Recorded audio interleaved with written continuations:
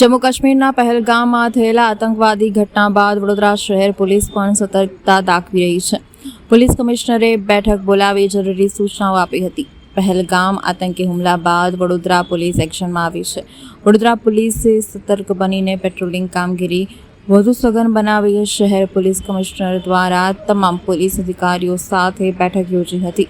શહેરના સંવેદનશીલ વિસ્તારોમાં પોલીસે સઘન ચેકિંગ હાથ ધર્યું હતું. કેન્દ્ર સરકારના પાકિસ્તાનના નાગરિકોને પરત લાવવા માટે આપેલા અલ્ટિમેટમ અંગે કમિશનરનું નિવેદન સામે આવ્યું છે. હાલ શૈક્ષણિક સંસ્થાઓના અભ્યાસ કરતા વિદેશી વિદ્યાર્થીઓના ડેટા પોલીસ કલેક્ટ કરી રહી છે. શહેરમાં આવેલા યાત્રીઓ અંગેની પણ માહિતી એકત્રિત કરવામાં આવી રહી છે. શહેરના નાગરિકોને કમિશનર દ્વારા અપીલ કરાઈ હતી. સોશિયલ મીડિયામાં ફરતી અફવાઓ પર ધ્યાન ન આપવા પણ વિનંતી કરવામાં આવી હતી.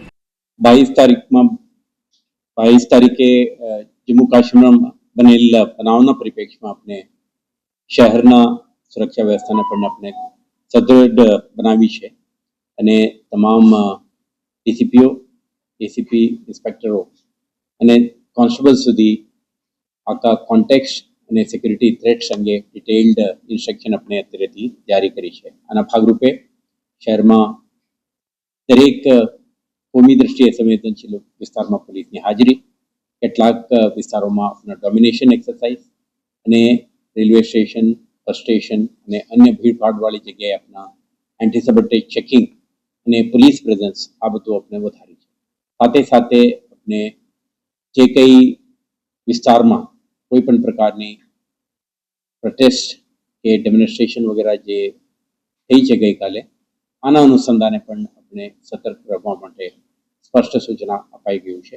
એટલે સમગ્ર શહેરમાં પોલીસ પ્રેઝન્સ, વિઝિબિલિટી અને કોઈ પણ અનિચ્છનીય બનાવ ન બને તે અંગે આપણે સ્ટ્રોંગ સિક્યુરિટી અરેન્જમેન્ટ આપણે અમલમાં મૂકી છે. સાથે સાથે અગાઉ જે કઈ ઇસમો એન્ટી નેશનલ એક્ટિવિટી સાથે જોડાયેલા હતા કે આર્મ્સ એક્ટ, એક્સપ્લોઝિવ્સ એક્ટ વગેરે ગુનાઓમાં પણ આપણે જે અટક કરી છે એવા ઇસમોના પણ આપણે વેરબાઉટ્સ અને એન્ટીસિડન્ટ આપણે જપ્ત કરી રહ્યા છીએ, જેથી કરીને આવા તત્વો શહેરમાં સક્રિય ન બને અને કોઈ અનિચ્છનીય બનાવ ન બને તે માટે આપણે શહેર પોલીસ સતર્ક છે. અત્યારે આપણા તમામ શંકાસ્પદ ઇસમો, એન્ટી નેશનલ એક્ટિવિટીઝ કે એવા સંગઠનો સાથે જોડાયેલ ઇસમો અને સોશિયલ મીડિયા ઉપર ચાલતા પ્રવૃત્તિઓ પર આપણે ખાસ નજર રાખવા માટે સાયબર ક્રાઇમ પોલીસ સ્ટેશનના ટીમો